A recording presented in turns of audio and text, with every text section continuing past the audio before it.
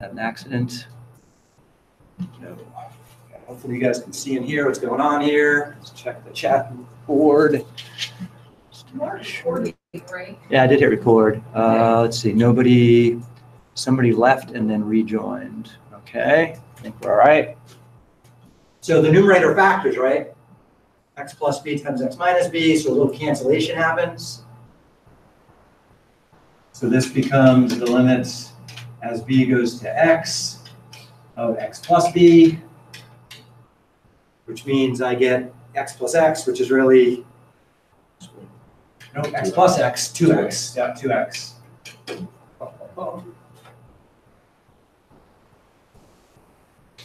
Do one more speedy quick, a couple more actually.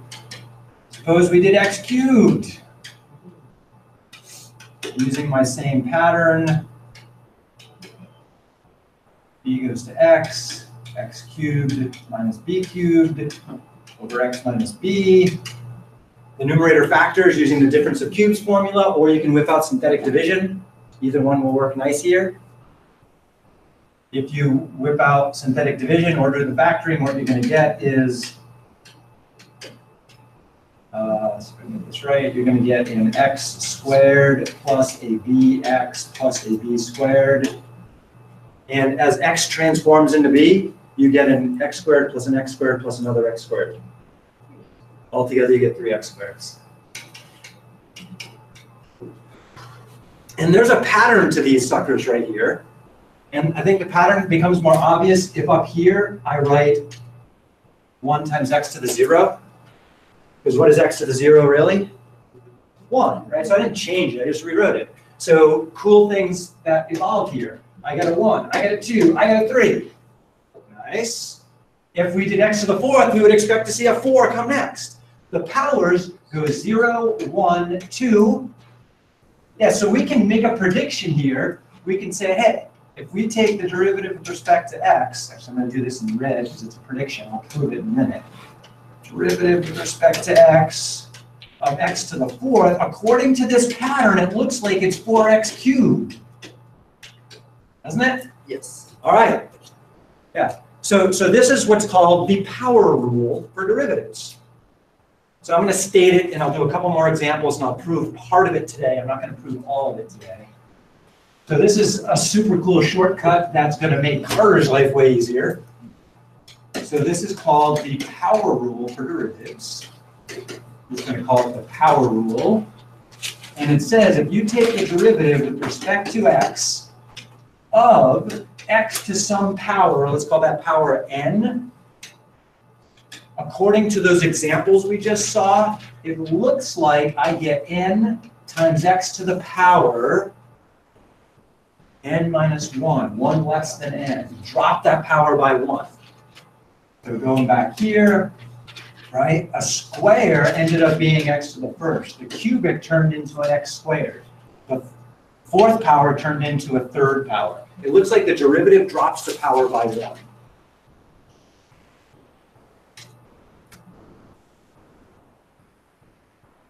The proof of that's actually not too bad.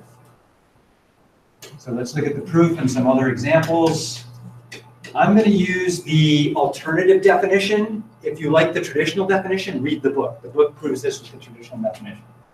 So I'm going to take the limit as b goes to x of, I'm using that one right there with an n in it. So that means I'm going to have an x to the n minus b to the n over x minus b. And I want to figure out what the heck that thing's doing. I'm going to use synthetic division to do it. So the synthetic division version of that quotient would look something like this. I'm taking b into the coefficients. Why b? It's the number that makes the denominator 0. So if I plug in x for b for x, yeah, I get 0 on the bottom. So b is the critical value for synthetic division. And then up here, it's the powers of x to the n going all the way down to x to the 0. I got to fill in all of those n's in between. Well, that's going to be kind of hard because I don't know what n is, but I'm going to fake it. There's a 1 x to the n. How many x to the n minus 1s are there? None. How many x to the n minus 2's are there? None. All the way down to how many x to the 0's are there? There's b to the n of them. Some people are looking at me like, what the hell is he talking about? Okay, so just side note, x to the n is what I started with, right? What's the power, what number is right before n? N minus 1, right? So I have 1x to the n, and I have no x to the n minus 1's. And I have no, what's right before n minus 1 then? N minus 2, there's no n minus 2's. All the way down, at the end of this, how many x terms are there? Well, there's none of them. And then, so that's x to the first, and then finally I get the b to the n term. I'm hanging out at the end. So if x were like 5, this would be, and I started with x to the 5th minus b to the 5th, then I'm rewriting it as x to the 5th minus no x to the 4th, plus no, plus no x cubes, plus no x squareds, plus no x to the 1's, but I have, ooh, that should be minus b to the 5th. Does that make more sense what I'm doing now? Yes. Up there? Okay. So I have 1 of that, and I have 0 of everything all the way down to b to the 5th. So then I start my synthetic division. At the end is going to be my remainder. Synthetic division, you bring down that 1 or whatever's there, and then you multiply with b times 1. B. B. And then you add coming down with 0 plus b. B. What's b times b? B squared.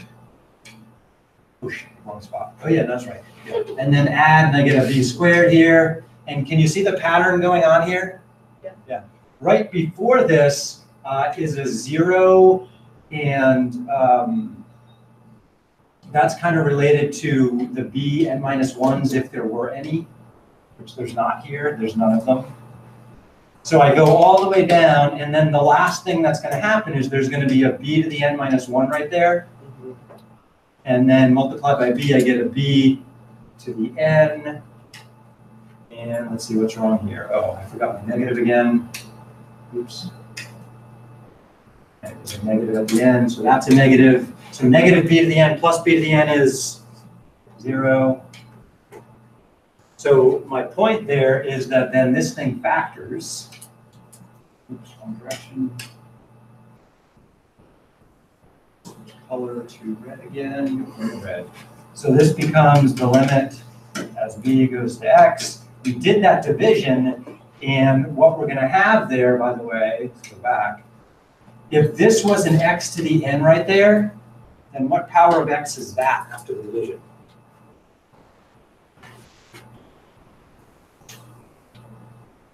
Okay. What happens if you take x into x to the n? Okay, let's go over here. If I take x to the n and I divide by x, what happens? X to the n minus 1. I get x to the n minus 1. Ooh, yeah, there we go. Okay. So this represents 1x to the n minus 1. This would be x b times x to the n minus 2, and it just goes so on down the line, right? So that's these guys here. They pop up. Okay, so I have 1 x to the n minus 1, and then I have b x to the n minus 2, and then I'm going to have a b squared x to the n minus 3, all the way down to this last one is just a constant. Is the way that always works out. So plus b to the n minus 1.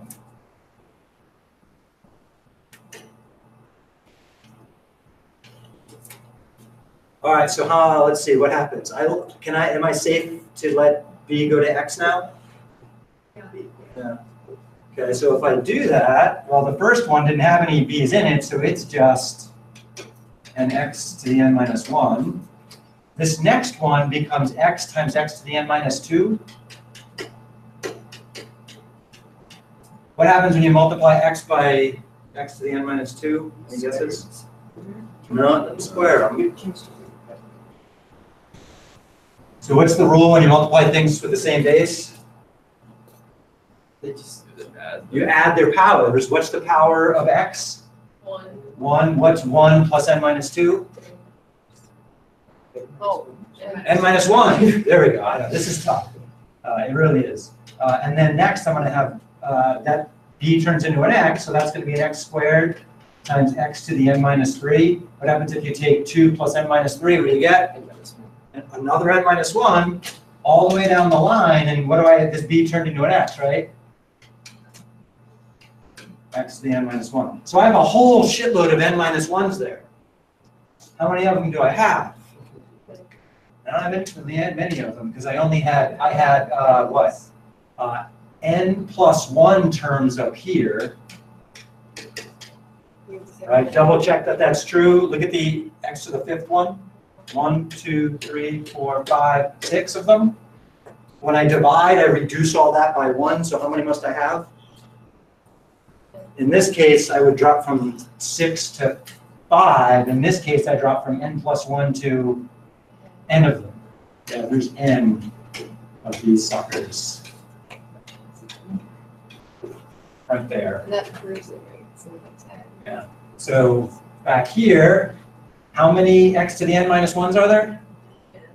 There are n x to the n minus 1s. Are we ever going to prove this? No, I'm proving it for you. Maybe extra credit on the test, I'll ask you to prove it. Yeah, you can look at there's another version of this proof that uses the f of x plus h thing. It's similarly difficult. It's got its own different versions. All right, so we've proved it only if n is a whole number, though. So if n is 1, 2, 3, 4, 5, 6, we nailed it. What if n is something else? Shoot. What do we do? Well, let's try it. So for example, suppose I wanted to find the derivative with respect to x of x to the negative 1. Well, isn't that just the derivative with respect to x of 1 over x? Yeah. We've done that in class before. Does anybody remember the derivative of that? We've done it multiple times, actually. Infinity. What is that derivative? You don't remember? We'll do it again. I think it's No, let's do it again. Negative Let's do it 1 over again. x. To do that, if you don't know what the shortcut is, you have to take the limit. I'm going to do the b goes to x version. So that would be 1 over x minus 1 over b divided by x minus b. I need a common denominator in the top, right? Which is just going to be x times b. So this gets multiplied by b over b. This gets multiplied by x over x. So this becomes the limit as x goes to b of, in the top, I'm going to have a b minus x over bx. And then instead of dividing by this, can I multiply by the reciprocal? Mhm. Yeah, so then I'm going to have times 1 over x minus b. And we've seen this before. How are these two things related? They're opposites. They make negative 1. So x minus b goes into b minus x negative 1 times. So this becomes the limit as b goes to x of negative 1 over bx. Oops, that's not the equal sign. That's in the wrong spot. Okay. And what happens as b goes to x? I get negative 1 over x times x, which I could write as negative 1 over x squared. And if I wanted to use negative exponents, that would be negative 1 times x to the negative 2. Okay, let's think about our power rule. The power rule says to take your power n and write it down in front as a multiple. Then what does it say to do with that exponent? It says reduce it by 1. What's negative 1 minus 1? Holy crap, it works. I didn't prove it works in general, right? My other proof relied on n being a whole number, because I did synthetic division. Synthetic division doesn't apply here, right? So all I've proved right now is that the derivative x to the negative 1 seems to follow the same pattern as a regular whole number power. Well, hold on. I haven't proved it for x to the negative 2 or x to the negative 3 or x to the negative 4. I haven't proved any of those yet. Any guesses as to whether that's gonna work? Yeah, probably. Probably. Okay, what's up? So if we had not used your alternative. What if we use the traditional definition? Yeah, We're still out of luck. but it doesn't prove both sides, it only proves, So whether you use the alternatives, my proof here Yeah. relied on synthetic division, yeah, which synthetic division relies on this being a whole number. a whole number is in positive or negative or just not. No, whole number means 0, 1, 2, 3, 4, 5. But the traditional. Integer means those Whole or number, -1, okay. -2. I have not proved this for integers. So what does the traditional No, limit definition? it for- assumes n is a whole number too in the traditional. Does it? Yeah, if you read the book. Read the book. I'm not doing it that way. Okay, Okay, so read the book if you want to know why. So we need some other kind of math proof to deal with negative exponents.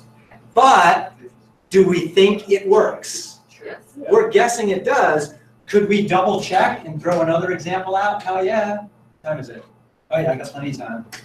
Yeah, oops, I have lots of blank pages. So we're gonna suppose, so let's find the derivative with respect to x of 1 over x squared. That could be rewritten as the derivative with respect to x of x to the -2. Now, I'm going to guess at the derivative, and then I'm going to prove it. According to the power rule, we would get -2 times x to the power -3. Okay. If I don't know. Power rule doesn't apply to negative exponents yet. Let's pick a definition. Shall we use the alternative or the traditional? Alternative. Thank you for picking alternative. I think it's a little easier in this case. So the alternative definition says take the limit as b goes to x. In this case, I'll have 1 over x squared minus 1 over b squared over x minus b. Common denominator. How about x squared times b squared? So there's two ways to view this, by the way. I can either multiply top and bottom here and here, or anybody want to see a different algebra trick? Yes. Okay. Different algebra trick would be to multiply the numerator by x squared b squared and the denominator by x squared b squared. Because aren't I still multiplying a fraction top and bottom by something? Yeah, so this works. So then I get to distribute the x squared b squared through to that difference. So that gives me the limit as b goes to x. So in the top here, I'm going to have x squared b squared over x squared minus x squared b squared over b squared. Because I had to distribute. What should be x squared? Oh, I see. Times x squared b squared down there. But don't you see some beautiful stuff in the top?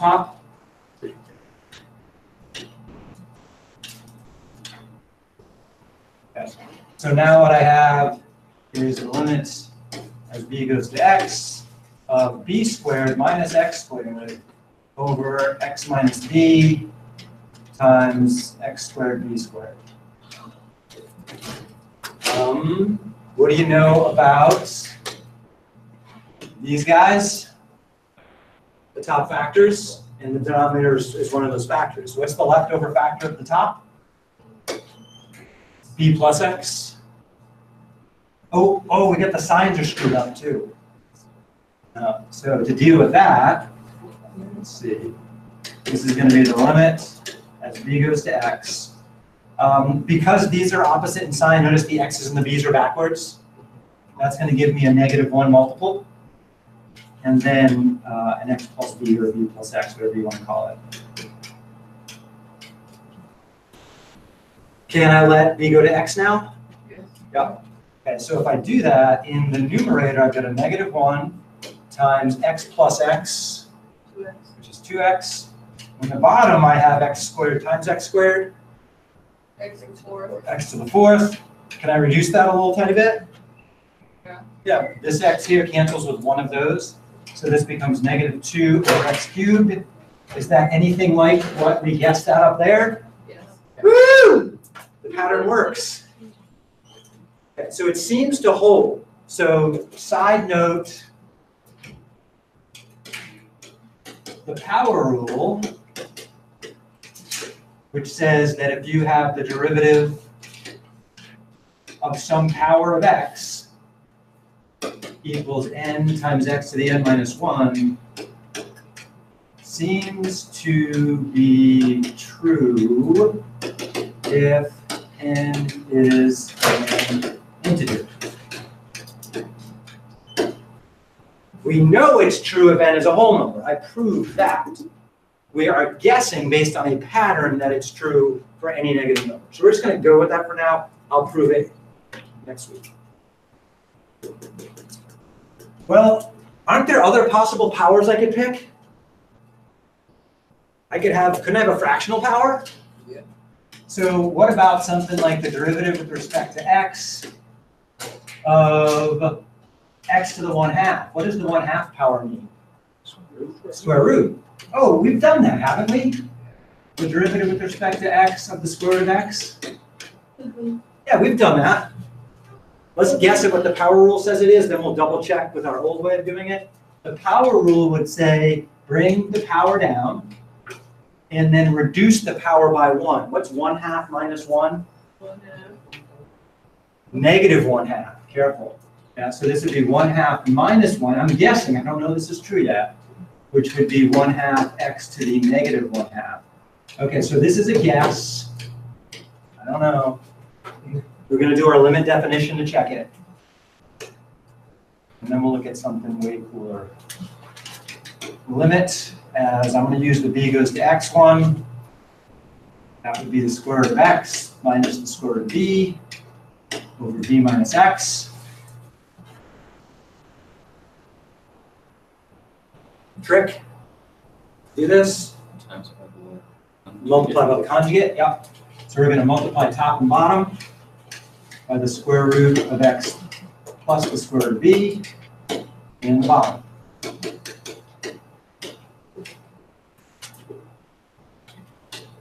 Remember my rule for playing with rational functions? I clean up the numerator and I leave the denominator factored. It's usually safer that way.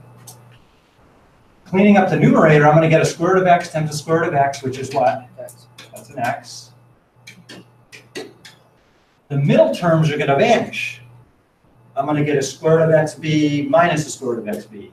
And then I'm left with the negative square root of b times the positive square root of b, which ends up being a minus b. In the bottom here, I have a b minus x. And then, let's see. Oh shit, no, I made a mistake. Where's my mistake? Does that match the order in the top? No, I screwed that up. If in the top I have x and then b, in the bottom I have to have x and then b. Otherwise I have the opposite of the slope.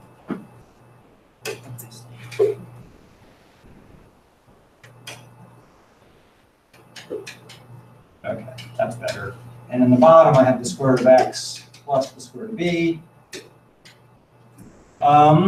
This is nice, isn't it? Mhm. Those cancel. What happens? What is left behind when things cancel like this? 1. A 1. So it looks like I've got the limit as x goes to b of 1 over square root of x plus square root of b, which gives me, in the limit, square root of x plus the square root of x. Squared. Nope. X. Square root of x plus the square root of x. How many square roots of x are there? 2. There's 2 of them. Yes, so that gives me 1 over 2 square roots of x. Oh shit, that doesn't look like this at all. It doesn't? Yeah, dividing by 2 is the same as multiplying by a half. Ah, that's good. Okay, what does a negative exponent mean? Put it in the denominator. Oh, that's in the denominator. And what does the 1/2 power mean? Take the square root. These are the same answer. Holy moly. Not only does it seem to work for whole numbers and integers, it looks like it works for fractional exponents. We'll have to prove that later. We don't have the tools to prove it yet. Because this is way harder, like if you pick the 3/2 power or the 7/5 power, that's a tough one. All right, but the pattern does seem to hold.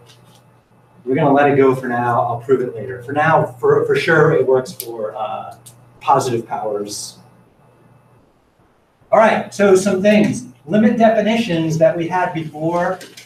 If we take the limit as x goes to a of something like f of x plus g of x, we learn that that's the same thing as the limit as x goes to a of f of x plus the limit as x goes to a of g of x. There was one condition on splitting the limit up. Anybody remember the condition?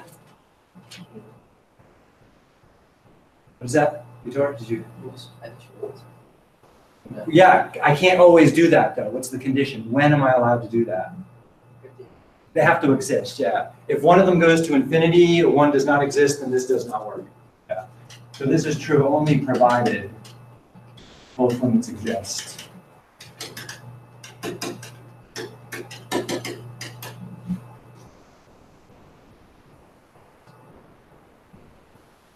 So it turns out that works nice for derivatives. So if we try to take the derivative with respect to x of some function plus some other function, there we go. It turns out that's the derivative of f of x plus, the derivative of g of x. So for example, if I wanted to take the derivative with respect to x of 3x squared minus 6x, that should be the same as the derivative of 3x squared minus the derivative, or I'm going to go plus the derivative of negative 6x. So apply the power rule to each of those and tell me what the derivatives are of each of those. 6x. The first one's going to be 6x, yep. And what's the other one? Minus 6, yeah. So that's going to be 6x minus 6 should be the derivative. So that's a nice powerful feature. Another limit rule we had was if I take the limit as x goes to a of some multiple of a function, that multiple just gets carried along. So that would be the same as b times the limit as x goes to a of f of x. So there's a similar, provided the limit exists, similar thing for derivatives. The limit, oops, not one here, let's go straight to derivative. The derivative with respect to x of some multiple of a function is just that multiple of the derivative.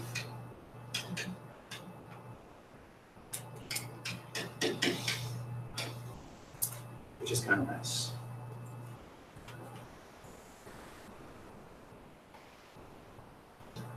So do all the limit rules hold for derivatives? Good question. Let's try another one. They don't, it turns out, and I'll give you an example. We had one that said the limit as x goes to a of f of x times g of x was equal to the limit of f of x times the limit of g of x, provided they both existed. And if we try to do that with derivatives, shit happens. So for example, so if we guess at a derivative and we take the derivative with respect to x of x squared, I can view x squared as x times x, right? Mm-hmm. And if the derivative pattern held like limits, then this should be the derivative with respect to x of x times the derivative with respect to x of x. Well, anybody know what the derivative of y equals x is? Nope. It's 1, right? So there's two ways to think about it. If you look at the line y equals x, what's the slope of y equals x? 1. 1, so that's the derivative. The other way to think about it is using the power rule. The power here is 1, so we bring down the power. Then we multiply by x with 1 less power. What's 1 less than 1? 0. 0, and x to the 0 is 1. So if I try to apply that limit rule to derivatives without proving it, then I get the derivative here is 1 times 1, which is 1. Yeah. But what does the power rule tell us it should be? 2x. 2x. Oh, darn it. Darn, it didn't work. Okay. All right, so that means we have our work cut out for us. So I'm going to just do a little magic trick and show you how it does work. So if I want to take the derivative with respect to x of f of x times g of x, I got to take the limit of the difference quotient. And I'm going to use my alternative by letting b go to x. And it looks like this. That would be an f of x times g of x minus f of b times g of b over x minus b. So that's what the limit says at first glance for the limit, the alternate limit definition. Problem here is if I try to cheat, I get 0 over 0 right away, and that doesn't do me any good. Here is the trick. So this one has x's plugged in. This one has b's plugged in. What if I mix and match x's with b's? So what I mean is into that right there, I'm going to take away an f of x times g of b. And I'm going to add f of x times g of b into the middle of that numerator. What happens if I add and subtract the same number? Have I changed anything really? No, it adds to 0, so that's okay. If I bring the other stuff back in, I've got a minus f of b, g of b here. I got a plus f of x, g of x hanging out there. So this is my magic trick. Then what we do is we do factor by grouping. Remember that? You look at that pair and say, what's common to those two right there? F of x. So the numerator there can be written as f of x times g of x minus g of b. Then I look at this pair. What's common to that pair? So I pull out the g of b, and that leaves behind an f of x minus an f of b, right? Okay. Is anyone excited about seeing that and that? Not really? Here's why I'm excited about that. If I were to, oops.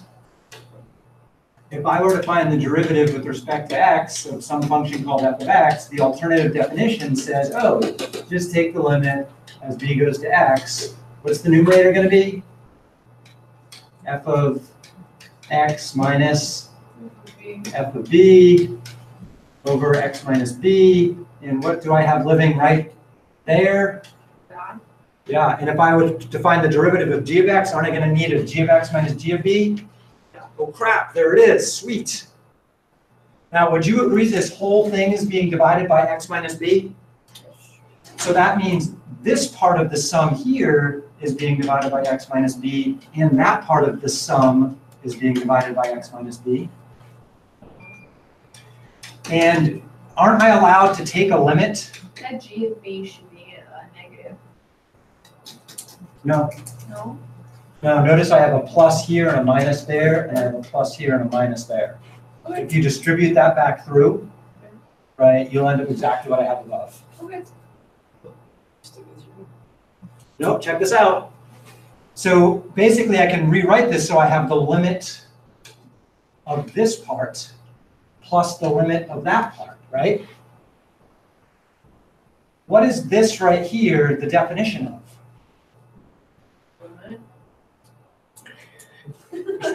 What is this right here the definition of? What if I take the limit of that quotient as b goes to x? Don't I get f prime of x? Yeah.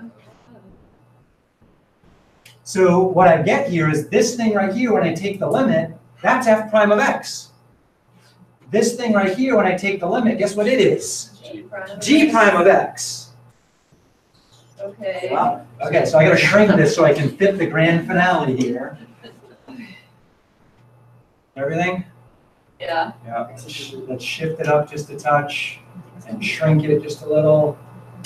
Okay. Oh, you missed So- the circle. That's okay, it's close enough. So here's the grand finale. Once I take the limit through, b is going to x, so f of x just stays what it is, f of x. This here becomes what again? G prime of it. G prime of x. Then I got the plus sign to deal with. G of b, as b goes to x, becomes what? G of X. G of x. And this thing becomes F prime of X. f prime of x. Oh, that's wacky. That's the formula for the product of two functions. It is not trivial. We're going to try it in just a sec.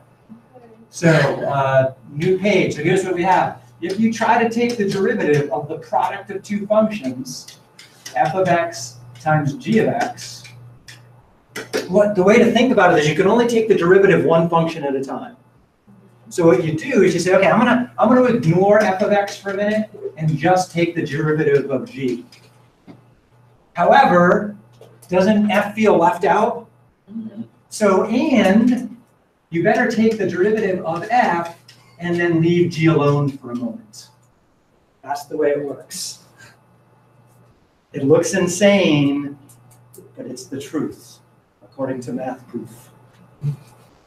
So do we have time to apply it? What time is it?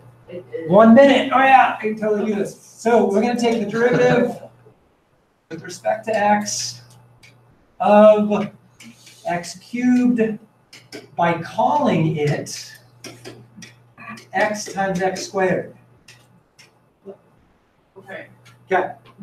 So following this, my f is an x here, right? So it says just copy that sucker down and multiply by the derivative of the second guy. What's the derivative of x squared? 2x. Okay. Then take the derivative of the first sucker. What's the derivative of x? 1. 1 times the first function, which is X squared. x squared. Oh shit. Oh yeah, that's okay. All right, so let's see. X times 2x is 2x squared. 2x squared plus 1x squared equals 3x squared. 3x squared. It works! Woo! Just in time. Okay. Wait till we look at the derivative of the quotient of two functions, f divided by g. It gets way more interesting. Okay. So in your homework, try as hard as you can to not use the limit definition of the derivative. Okay. Under no circumstances should you use that on your homework. That is the new rule. Try not to, as hard as possible. We'll look at some more of this and what's called the quotient rule next. Pretty intense and exciting. Gonna make my head hurt. There's a song, though, that goes with the quotient rule I'll teach you. Oh. Woo, because that'll make it so much better.